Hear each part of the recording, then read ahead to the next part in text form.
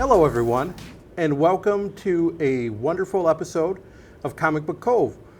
I say wonderful because this episode we're going to discuss some comic books that really get you going in thinking of multiverse, DC Rebirth, and I was rubbing my head because Josh said, and that's why we named it Comic Book Cove number 35, the Reverse Migraine Multiverse episode. Mm-hmm.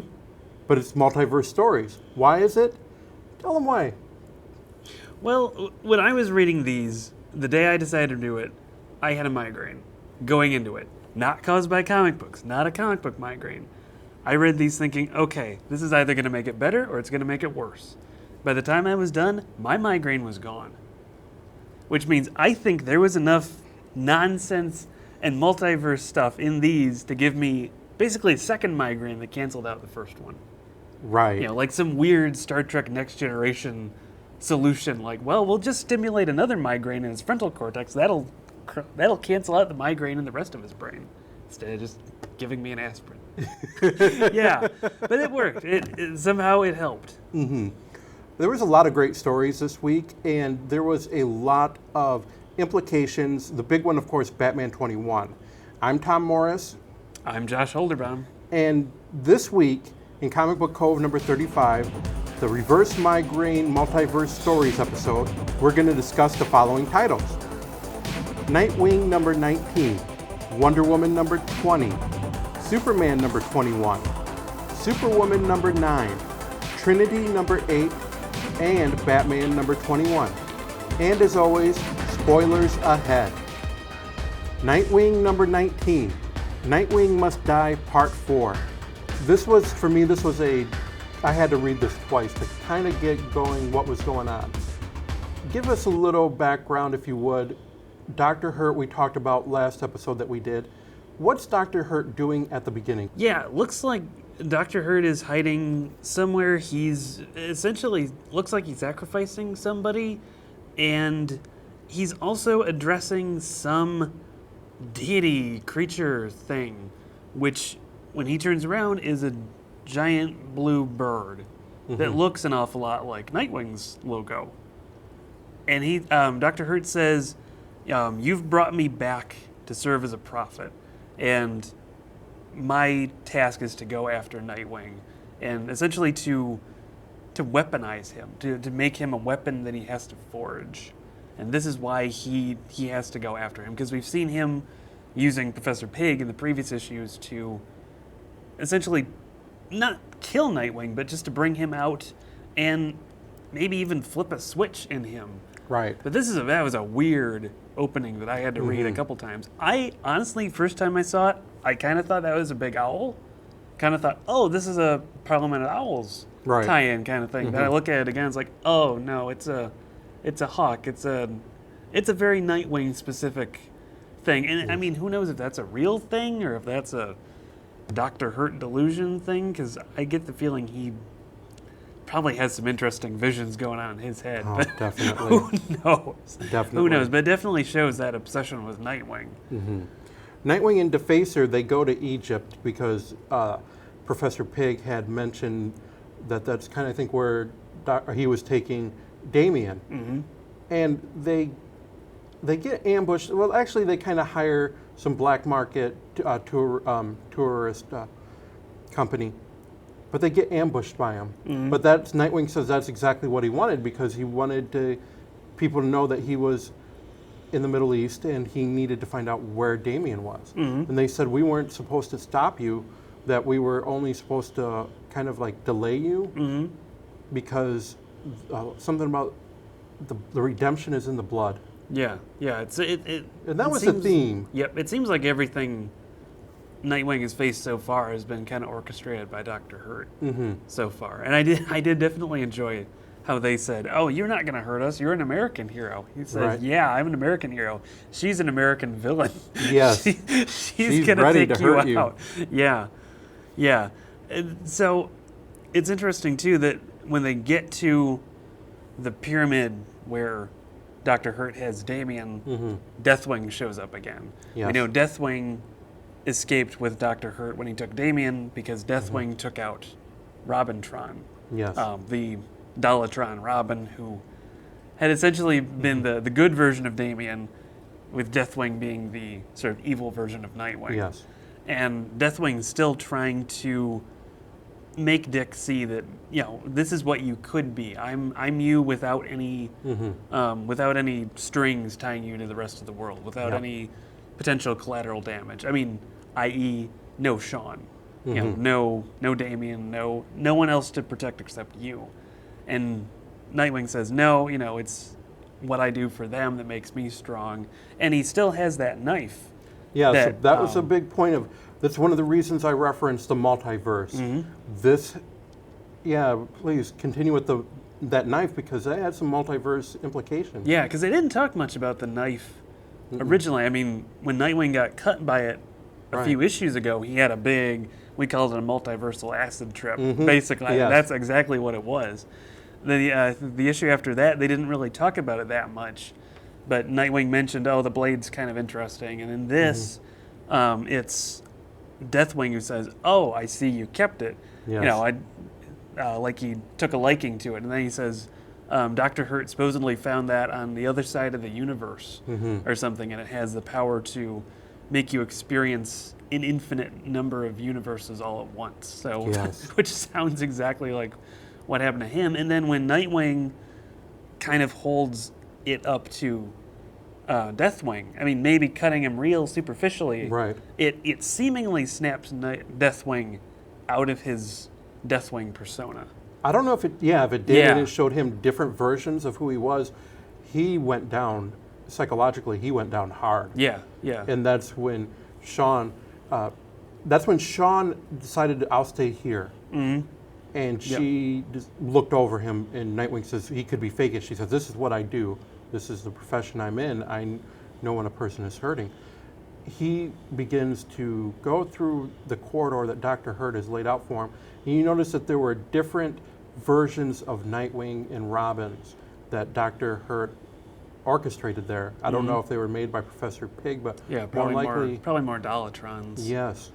And at the very beginning, Dr. Hurt said something about he had to, in order to be reborn, he had to crawl. His soul went to kind of pretty much a layer of hell. And then he got the strength to come back up. And then when he does inhabit his own body. And Dr. Hurt was talking to that about Nightwing was, I need to send you, basically, I opened up your third eye with the cut so you could see things clearly. Looked like Damian was on an altar because he said Robin dies at dawn, but he got a little too excited. And just as Nightwing was going to go for Damian and Dr. Hurt, looks like Nightwing's soul kind of just disappears into that layer of the abyss.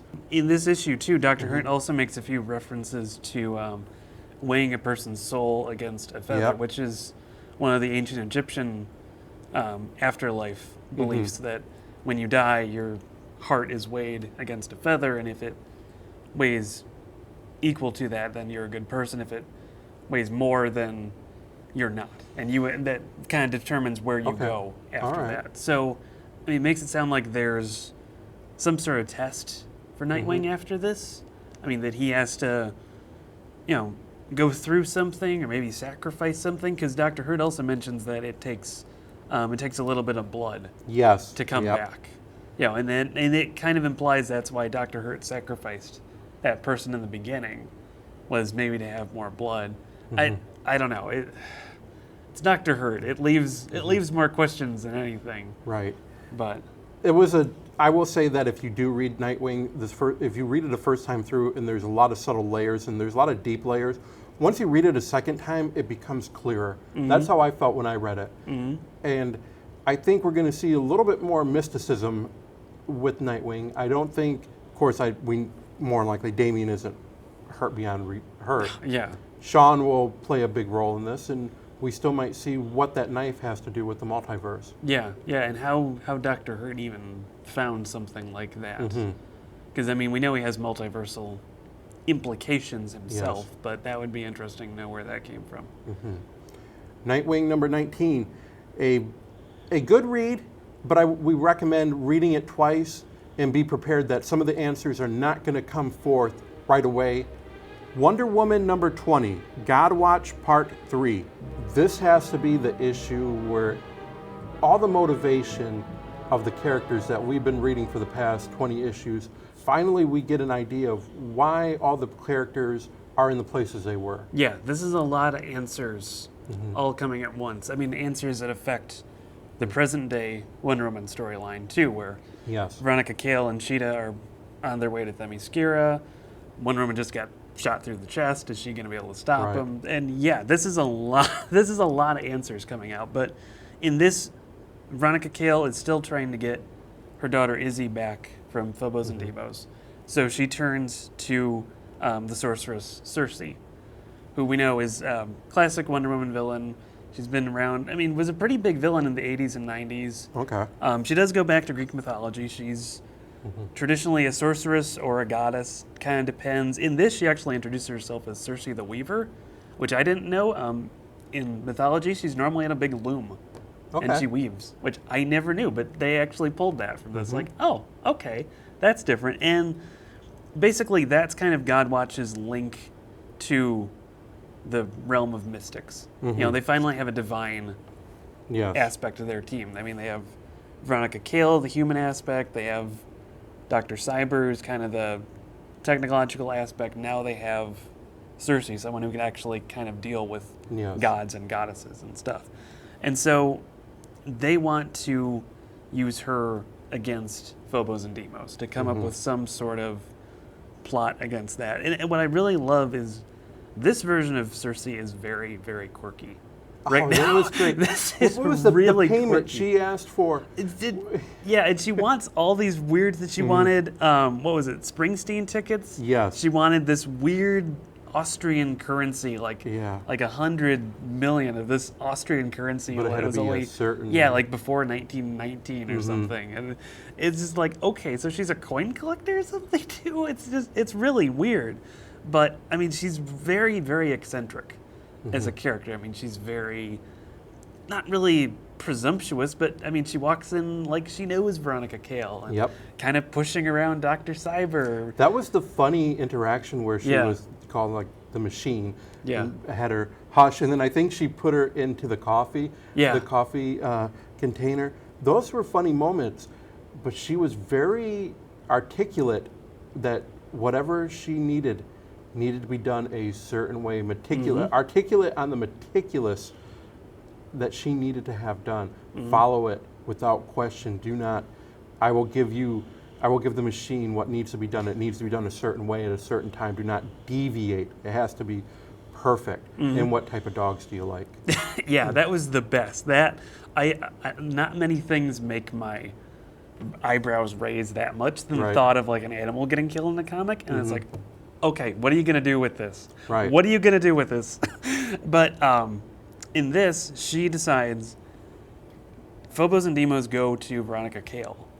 Meanwhile, Circe is planning to bind them, meaning to basically trap them somewhere. And she's very upfront with Veronica Cale. She says, I don't have the power to do that, but I know who does have the power to do that. So she goes off to Korak, which is where Wonder Woman is, and immediately gets into a fight with Wonder Woman. And then when Wonder Woman tosses the lasso of truth around her, she uses that power to feed that back to Veronica Cale's office and trap Phobos and Deimos in the body of the Doberman Pinchers. Who we've been seeing all throughout these storylines and wondering what is the significance of it. Also, I have to point out at the very beginning, Dr. Veronica Cale was with her daughter and they went to a specialist. And when the specialist was saying there isn't nothing we can do, he recommends another doctor. She gets up and walks out and says, I went to this doctor, who recommended this doctor, who recommended that doctor, who recommended you. And now you've recommended the first doctor I went to. The circle is now complete. Oh, I think she called it circle of failure, I think. And that's where she started going to the mystic route. Because she had she had the resources. She had used up all of the regular treatments that might have been. Now she has to go a little bit more mystical. And one of the things I didn't catch in my first read through too is Izzy is now a teenager. I mean, she was in maybe elementary school Yeah. when Phobos and Deimos took her. She's 15 now. Yep. I mean, so this is a long time Veronica Cale has had to deal with this. Mm-hmm. So you definitely see kind of the rage Yep. building up in her. Mm-hmm. So, I mean, that really explains the desperation Mm-hmm. on her end. Veronica Cale looks at the, I think they call it a soul stone Yes. that Phobos and Deimos supposedly had Izzy's soul in, and it's cracked. Mm-hmm. It's broken. Her soul's not in there. Yeah. Yeah, She so was concerned about that. yeah, so when she talks to Phobos and Deimos, because apparently Cersei can speak to Doberman Pinscher, Mm-hmm. which I'm assuming is probably one of her powers, she finds that they say they don't have her. We put them with our dad, Mm-hmm. which is Ares. We know Yes. Ares is their dad, Mm-hmm. and he Officially. and they put Izzy's soul with him in his prison in Themyscira, which I think we're assuming is the big tree, Mm-hmm. which is growing in Themyscira. Yes. And the only way to get Izzy out is for their dad to be freed. So that's kind of the catch-22 for Phobos and Deimos. That's Yes. that's how they get their way.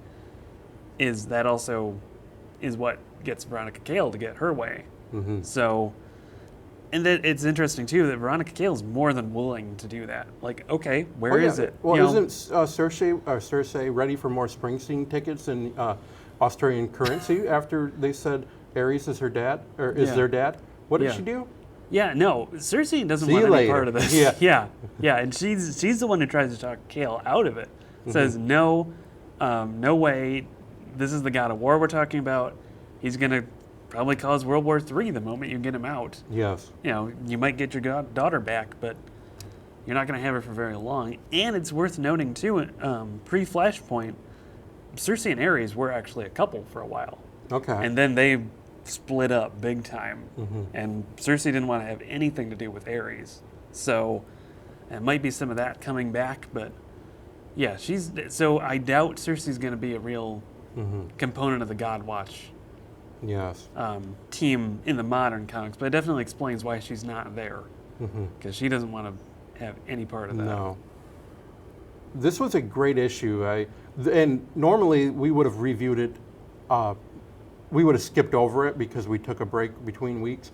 But this was such an important issue with a lot of information to really understand the true motivation of why things have happened, transpired in the Wonder Woman series, that we needed to talk about this issue. Mm-hmm. And now that we have this issue, you look back on certain story elements to say, okay, we see the evolution of Dr. Veronica Cale. I see the quirkiness more of Dr. Cyber when she was in there, board, Yeah. little things. We see the focus of what Godwatch is all about and what lengths they'll go to get her daughter Izzy back and how long the time has transpired. Great issue, and this is really where I think the storylines finally converge, and now we should see more present day. Yeah, than this what we have definitely before. raises the stakes for the Yes. present day ones, because this answers a lot of questions, and Mhm. I mean, frankly, this really lays it on the table that it looks like Ares is the tree. And Yes. he wants out. Yes. With that, we're going to take our first break, and when we come back, we are going to get even more confused, and Josh might even get a migraine, the start of a migraine, when we discuss Superman number 21 and Superwoman number 9. We'll be back in just a moment.